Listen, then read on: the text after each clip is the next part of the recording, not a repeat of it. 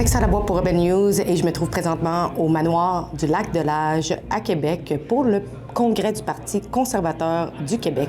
Plusieurs thèmes ont été abordés et plusieurs propositions ont été soit adoptées ou rejetées. Aujourd'hui, je m'entretiens avec Karim El Ayoumi, le porte-parole en santé du Parti conservateur du Québec, pour parler des différentes propositions qui ont été adoptées. Les propositions en matière de santé, ici, on a amené des propositions qui sont assez audacieuses puis qui vont faire parler quand même pas mal. Si on reprend, par exemple, une proposition en matière qui est à mi-chemin entre la santé et la sécurité publique, c'est qu'on veut renforcer la loi P38. Ça, c'est assez important parce qu'on voit qu'on vit une crise de santé mentale et que malheureusement, on a quand même des délais qui sont importants pour avoir des ordonnances de cours pour pouvoir traiter les gens qui ont besoin d'être traités. On parle par exemple des patients en psychose, qui ont une déconnexion avec la réalité. Donc nous, on renforce la loi P38. C'est demandé par plusieurs psychiatres depuis des années, cette loi-là, afin d'assurer la sécurité du public. C'est-à-dire, c'est pas une question d'emprisonner les gens, là, c'est pas du tout ça, mais c'est de pouvoir les soigner, d'avoir un délai suffisant pour les soigner et faire en sorte qu'ils ne soient pas un danger pour le public, parce que la psychose, c'est une maladie qui peut être à la fois dangereuse pour soi-même et pour les autres. Donc, on renforce la loi P38. Autre proposition, on veut s'attaquer à la santé mentale de façon assez importante et on veut favoriser l'émergence des partenariats privés-publics en matière de santé mentale spécialisés, c'est-à-dire des endroits où est-ce qu'il y aurait des psychologues, des travailleurs sociaux, des psychiatres, des médecins de première ligne, des infirmières, des super infirmières en santé mentale, tout ça en partenariat privé-public, c'est-à-dire financé par la carte d'assurance maladie de façon majoritaire, mais avec des infrastructures qui viendraient du privé. L'avantage de ça, c'est très, très, très intéressant parce que plus on est spécialisé dans un secteur, là, on envoie les patients en santé mentale dans des méga hôpitaux généraux où est-ce qu'ils n'ont pas nécessairement l'attention qu'ils devraient et où est-ce que c'est souvent inadéquat pour leur suivi. Donc, à partir de ce moment-là, nous, on s'inspire de modèles européens, dont le modèle allemand, qui est très performant à cet effet-là. Autre proposition très intéressante, c'est qu'on veut, et ça, c'est une façon de débureaucratiser, de décentraliser, de mettre fin là, à la planification centrale. En ce moment, il y a ce qu'on appelle des activités médicales particulières, des programmes régionaux d'effectifs médicaux. Donc, tout ça, qu'est-ce que ça veut dire, ces mots-là? Ça veut dire le gouvernement décide où est-ce que les médecins vont, où est-ce qu'ils vont pas. C'est une fausse bonne idée. On se dit, si le gouvernement dit où est-ce qu'ils vont pas, il en manquera nulle part. Mais la réalité, c'est pas du tout ce qu'on voit. C'est de la planification centrale.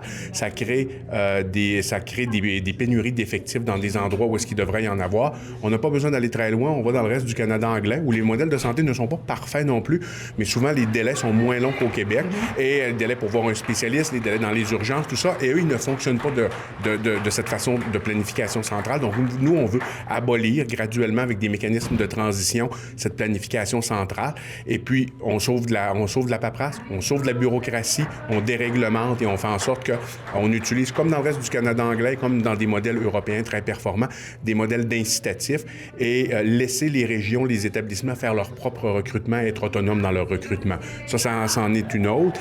Et également, ça, c'est sûr qu'on a toujours la contribution du privé en santé. Nous, ça revient toujours. Contribution du privé en santé, on veut que lorsque les délais sont déraisonnables, on puisse payer avec la carte de RAMQ, comme ce qui se passe un peu partout, exemple le modèle suédois. Ça, c'est important parce que la RAMQ, à l'heure actuelle, c'est un assureur, mais c'est un assureur qui ne remplit pas son rôle.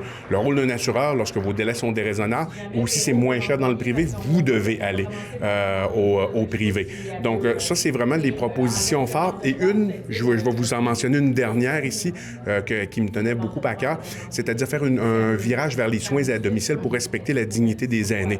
On sait très bien qu'un lit de soins à domicile, ça coûte significativement moins cher. On a amené les chiffres au Congrès qu'un lit en établissement. Nous, ce qu'on veut faire, en même temps de faire sauver de l'argent à l'État, on respecte la dignité et l'autonomie des personnes âgées. On veut se tourner vers les soins à domicile pour transférer ces effectifs et ce financement-là vers les soins à domicile plutôt qu'en institution. Sauve de l'argent et en même temps, on honore la dignité des personnes âgées et on les rend plus près de leur famille. Donc, c'est des soins plus humains, plus efficients, plus efficaces.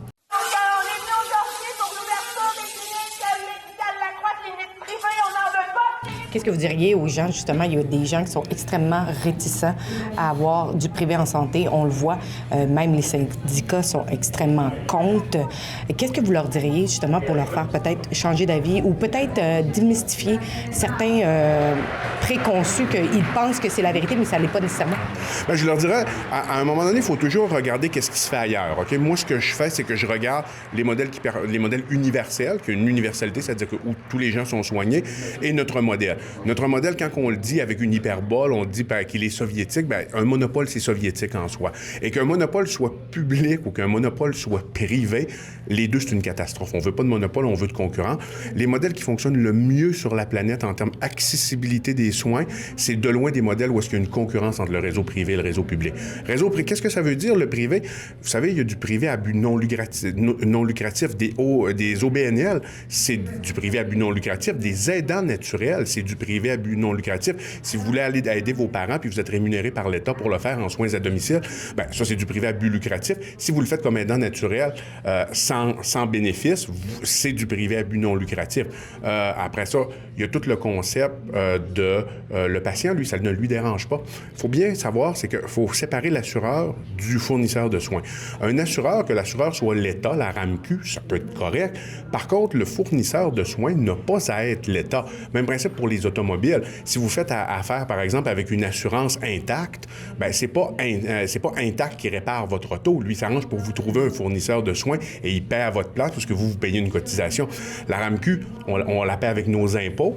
Donc, elle, son rôle, c'est de nous trouver un fournisseur de soins. Et si le fournisseur de soins est au privé, s'il coûte moins cher, s'il est plus rapide, il faudrait que la RAMQ aille au privé. Peu importe le fournisseur, monsieur, madame, tout le monde, ce qu'il veut, c'est pas payer 2 fois ses impôts.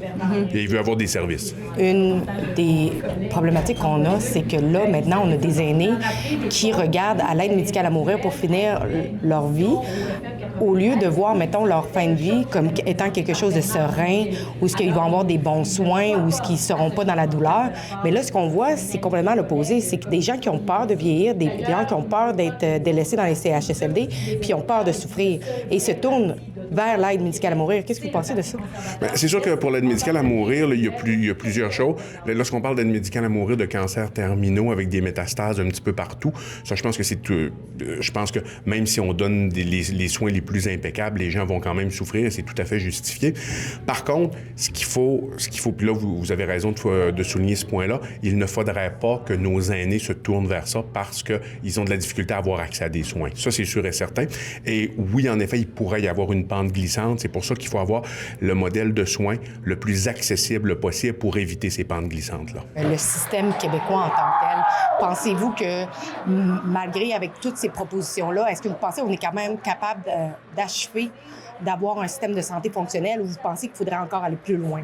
Bien, je pense que comme si on regarde nos programmes, ici on a mis de la viande autour de l'os, si on regarde nos programmes de 2023 et de 2026 maintenant, si on les combine toutes les deux, parce qu'en 2023, on parlait également d'assureurs privés pour concurrencer l'assurance de l'État, un peu ce qu'on voit pour le service des médicaments, puis que les gens, s'ils ne sont pas satisfaits de leur assureur public, ils pourraient contracter un assureur privé, comme dans les meilleurs modèles au monde. Si on imbrique tout ça ensemble, on va avoir un modèle qui est décentralisé, qui est débureaucratisé, ou est-ce qu'il y a de la concurrence? Est-ce que ça va être parfait? Bien sûr que non. Est-ce que demain matin, on va être dans le top 3 des plus performants sur la planète? La réponse, c'est non, mais il faut commencer à quelque part. Puis si j'avais pas espoir, je ne serais pas ici à vous parler aujourd'hui. N'oubliez pas que si vous voulez encourager et soutenir notre journalisme, vous pouvez le faire via rebelfieldreport.com. Sur ce site web, vous pouvez donner ce que vous pouvez pour faire en sorte que nous continuions notre journalisme indépendant. Merci en avance.